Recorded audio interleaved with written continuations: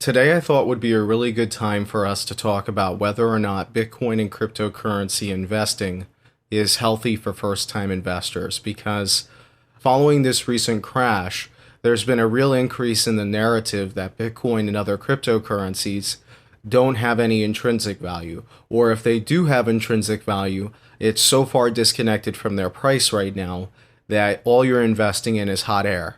And eventually that has to deflate, the bubble will pop, and this will be a very poor experience for many first time investors, leading to them never wanting to invest again.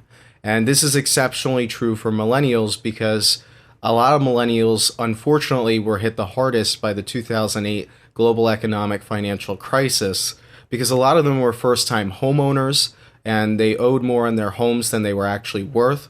And a lot of them were just coming out of college and there was no jobs available for them because companies simply could not afford to train new employees. In fact, a lot of them couldn't even keep on old employees that were already trained. So unfortunately, they had a very poor first experience, millennials that is, with the financial world. They had a very bad start. And as a result of that, they don't really trust the financial system as we know it now. And that political ideology is also affecting whether or not they want to invest in Bitcoin as it promises to exist outside of that system. So I really wanted to talk about this today and whether or not this is a net positive effect or if it's going to end up maybe not being so great. So if you're interested, make sure that you check out the article that corresponds with this video as well. It's going to be on 3 different platforms if you didn't know: Steemit, Medium, and Seeking Alpha. Maybe, depends on whether or not they publish it. So make sure that you check out those if you're interested. But let's go ahead and get started here. Bitcoin has had a real interesting impact on the younger generation as it is often their first experience with investing. A recent study found that over 30% of millennials would prefer having $1,000 worth of Bitcoin than stocks or bonds. Now, whether or not this survey is actually fair is an entirely separate discussion because I don't think it was worded the best and I don't think the sample was really that reliable. However, the point is still valid. A lot of the younger generation is more entranced with Bitcoin than traditional financial investments. Is this a net positive, or should we be concerned about the effects this might have on the longer term future? Now, I thought it would be a little bit better if we start off with the downside here. A lot of younger investors in Bitcoin have unrealistic expectations when it comes to returns. A lot of them see 10% in a month as an unexciting sum of money because really 2 reasons. One is that their gross investment amount tends to be small, maybe like $1,000. So, 10% is $100. That's not a huge difference. It's not going to make a difference in somebody's lives a lot of times. So they don't really see it as that much. And then secondly, we've seen Bitcoin go up 50% in a month multiple times. So as a result of this, we see a lot of first-time investors in Bitcoin have idealistic and sometimes completely outrageous expectations when it comes to returns. And this is even worse for people who invest in riskier altcoins, which is any cryptocurrency other than Bitcoin, some of which are akin to penny stocks, which is really funny if you think about it because Bitcoin is already risky as is, but some of these other cryptocurrencies are far riskier. And I'm obviously not talking about, certain other cryptocurrencies are fine, but there are people that are investing in the equivalent of penny stocks in an already very risky market. Furthermore, a lot of first-time investors who begin with cryptocurrencies have a very limited perception of risk.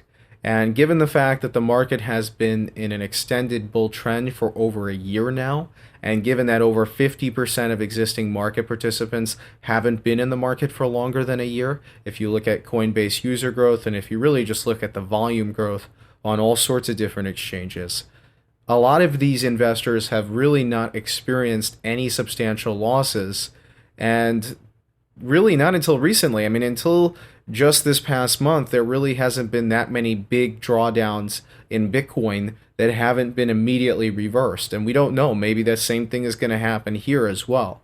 So a lot of them have profits that outweigh their initial investments in a ratio of 10 to 1, meaning that even if the market saw a decline of 80%, they still would have performed or outperformed the stock market, which has been booming. So it's easy to stomach risk in moments like this where the market crashes when you're playing with profits. And this is sort of a common gambler's fallacy, and one that I even find myself susceptible to. A dollar of profit is no different from a dollar that you initially invested, yet mentally we seem to perceive them as different. And so the only group of people who have seen their initial investment dwindle, aside from the people that overtrade and try to day trade and, take advantage of situations and kind of, death by 1,000 cuts, is really those who bought since December, where Bitcoin spiked to 20,000, and we've been seeing it trail off since. However, even among the demographic that may have bought Bitcoin at 20,000, there's an even smaller group who is experiencing major losses because altcoins, that is any other cryptocurrency aside from Bitcoin, have been booming during this decline.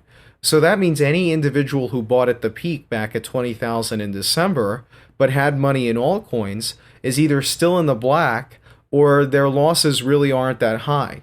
In fact, we've been seeing a shift in what I would call the market narrative, where an increasing number of individuals are saying that Bitcoin is dead and its technologically superior altcoins are going to take over, which really suggests to me that a lot of investors have substantial altcoin positions, and the demographic with major losses is actually a lot smaller than it might seem. Now, the fact that so few have losses in this market is a key argument for why cryptocurrency investing is a net negative for first-time investors. Their expectations for returns aren't realistic, and their perception of risk is warped by a gambler's fallacy that playing with profits is no different than playing with initial investments. It isn't a far cry to say that cryptocurrencies are a bubble, and I certainly would argue that, when we see cryptocurrencies like Tron, which have an obtuse white paper, which is arguably plagiarized unless it was a translation error by the volunteers, no product, and copied code, received valuations in excess of $10 billion due to marketing hype. Even Bill Gates, if he was trying to build a cryptocurrency that had no product yet, actually, if it was a cryptocurrency, it would see an absurd valuation. But if he made a, startup and VCs and early seed investors were trying to value it, they wouldn't give it a valuation of $10 billion at the concept stage. This speculative behavior that we see isn't investing, and it will only lead to the eventual pain and suffering. If you just look at the recent price action, this is a vindication of that idea. Now, while I agree with this, that eventually there is going to be a lot of pain and suffering when the bubble pops, I think there's more positive elements to cryptocurrency investing that we really should be focusing on. And this goes beyond just the fact that it attracts new talent that really can improve it for the future. I'm talking from a wealth perspective as well. First and foremost, a lot of financial advisors can attest to the fact that the biggest reason that people aren't able to comfortably retire is because they don't save any money. This isn't exactly a revelation here. Dave Ramsey, for those of you that are familiar with him, is likely the biggest testament to that, who he uses it sort of as a strawman argument to distract you from the fact that he talks about that 12% mutual fund figure that he talks about all the time, even though it's complete nonsense. But despite all that he gets wrong, this particular element he is completely right about, and I completely attest to it. And I even recommend people to listen to him because a surprising amount of Americans just don't save any damn money. And the story doesn't change as you go to a global perspective. Those of us that are in the financial world, right? Those of us on Seeking Alpha, for example, we're so focused on investment optimization, maximize returns, minimize risk, achieve diversification benefits, allocate to the right asset classes at the right time, figure out when to go domestic versus international, when to go developed or emerging markets, how to hedge against interest rate fluctuations or loose monetary policy. But the reality is that as long as you're saving and paying down debt, you're a step above everybody else, at least the average person. The mission statement of many financial advisors is just to pass on this simple idea, even if it meant that they got paid less. And this is where Bitcoin and cryptocurrencies, I think this is really where the positive element comes in. The more experienced among us like to point out that the illusion of high returns and low risk is ultimately going to result in a catastrophic and life-damaging event for many young investors. However, it is the very illusion of these returns that is encouraging them to invest in the first place. And you say, hold on a damn second. Hold on. That's just stupid. Of course that's why they're investing. If you can make a ton of money, why wouldn't you? But when, and not if, the bubble pops, they'll become so disillusioned with investing that they'll never want to participate again. Just look at all the people who recently invested in BitConnect and saw that Ponzi scheme completely collapse. We must protect them from this inevitable situation. They will blame everybody but themselves.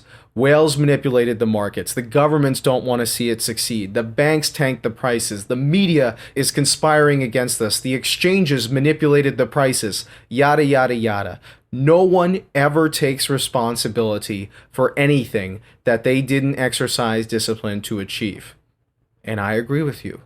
When the bubble eventually pops, fingers will be pointed everywhere.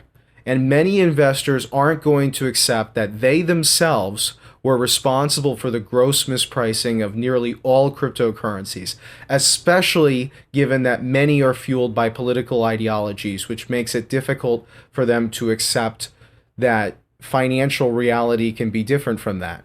And just as they bandwagoned into cryptocurrencies, they will also bandwagon against whatever the masses determine as the primary cause for the bubble popping. They will scream FUD, and they will blame the weak hands for being so easily manipulated. But don't let this reality deter you from an even greater and more valuable truth. Many people are deferring spending and investing instead because of cryptocurrencies. If you've been involved with Bitcoin for longer than a week, you've likely heard about the very, very expensive pizza that continually changes in price as Bitcoin changes. It's a rather stupid story, given that Bitcoin would never have the value it has today without people using it back then when it was worth fractions of a cent. But the impression it leaves on people is still relevant today. Why spend money on anything when you can save it in Bitcoin and have more in the future? Even Tai Lopez uses this story for his marketing schemes. Now, funny enough, this concept is true for all investing. You could replace Bitcoin with literally any other investment: stocks, bonds, real estate, personal businesses, so on and so forth. But as they say, everybody has their price. And in this case, price is returns. And stocks just aren't that interesting enough to people that only have $1,000 to invest, at least a decent amount of them. How many teenagers have you heard say, "Oh boy, $100 in a year if I get lucky? Guess I should hold off from buying that very expensive Xbox One, PlayStation 4, or whatever the hell we're on now, and all this other nonsense." Bitcoin, on the other hand, the absurd returns that we see are enough to make anyone, even teenagers, take a step back and seriously consider whether they should make a new purchase or not. People are starting to take a small portion of their paychecks and devote it to cryptocurrencies. How much do you want to bet that portion of their paycheck would have been spent instead if they weren't investing in cryptocurrencies? Do you really think that they would have bought stock instead or paid down debt? And therein lies the important revelation for those of us who know that these returns won't last forever. Even after the bubble pops, many people, even those that bought at a peak, will be wealthier than they otherwise would have been. Now, obviously, it's going to be a mixed bag. Some people are investing in cryptocurrencies entirely in lieu of stocks or paying down debt. Some are even going the extra mile and taking on debt to invest even more. And if you're doing that, stop. Now, those individuals will likely come out less wealthy than they otherwise would have been. Some will even go bankrupt. But the net effect should be positive. I also suspect that a number of individuals who are exceptionally successful in cryptocurrency investing will likely move on to more traditional investments as they see their portfolio move from 4 figures to 5 figures to 6 to 7. Some people really are hitting that 7-figure, right? There comes a point where even a teenager will see 7 to 10% in a year, I guess arguably lower if you look at recent stock market projections. as attractive with a large enough sum of money. And funny enough, it's not even like the stock market is all that cheap right now either. Furthermore, those who have a first time investing experience in Bitcoin and other cryptocurrencies are probably going to have a much stronger tolerance for volatility than most stock market investors. Losses in excess of 30% are common, which in stocks is catastrophic. Many folks who have invested in cryptocurrencies for longer than a few months generally really aren't even that fazed by movements like we've seen in the last few days. And they may be less prone to make financial, emotional decisions. Although, admittedly, I do wonder how these people will react when Bitcoin doesn't recover in a month like it has every single time. However, this volatility should better prepare them for future recessions and bear markets in traditional financial assets whenever they might occur. All in all, I think that while investing solely in cryptocurrencies is certainly not a prudent financial decision, at least in a fundamental sense, it is welcoming a whole new class of investors to the world. And while when the bubble pops, it will leave a bad taste in most of their mouths, I think many will likely be more wealthy after the bubble pops, even if they bought at the peaks. And the reason why is because many people investing solely in cryptocurrencies were never allured by traditional investing in the first place. I just mentioned at the beginning of the video that these people, a lot of the millennial generation that are first-time investors, had a horrible experience with the traditional financial world in 2008. I mean, they were just born at the wrong time, right? So a lot of these people would have either done one of two things. Either A, they would have spent the money instead, or they would have saved it in cash. Now, some of them might have been better off just saving it in cash instead. We don't really know what that's going to be. Obviously, if you bought at a peak, cash would be the better performing asset. But in general here, I think that they would perform better because obviously spending money is a negative 100% ROI, given the fact that, first of all, resale value tends to be horrible, but more importantly, everybody's too lazy to sell anything that they no longer need. And we just are all big hoarders, right? So for those who get a taste of what investing can do for them, I think they might consider investing into the more traditional world of investments, especially given that a number of influencers, which again somehow I've become, encourage people to make that decision. And as with all matters, cryptocurrency investing really isn't as black and white as some people make it seem. I mean, really here, people are just so extreme when it comes to this stuff. In many cases, it will behave as a crucial stepping stone into the world of accumulating wealth and achieving financial independence for many people. Now, some lucky people will achieve that before the bubble pops and they'll be able to secure it. And congratulations if you're one of those people. But even factoring those people out, I still suspect that cryptocurrency investing is a net positive for our younger generation. And I have spent a while thinking about this. What are your thoughts? Let me know in the comments below. I'm seriously interested. As usual, I hope you guys enjoyed this video.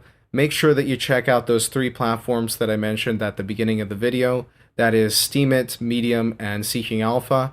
I will be interacting on all of them, probably on Steemit the most because there's a fiscal incentive for me to do so, but I will be checking them all out. Make sure that you do so as well because there's probably going to be a scattering of comments on all of them. And then in addition to that, make sure that you check out my Twitter if you want to keep up with me and see live updates. Let me know your thoughts, seriously, in the comment section below. Thank you for watching.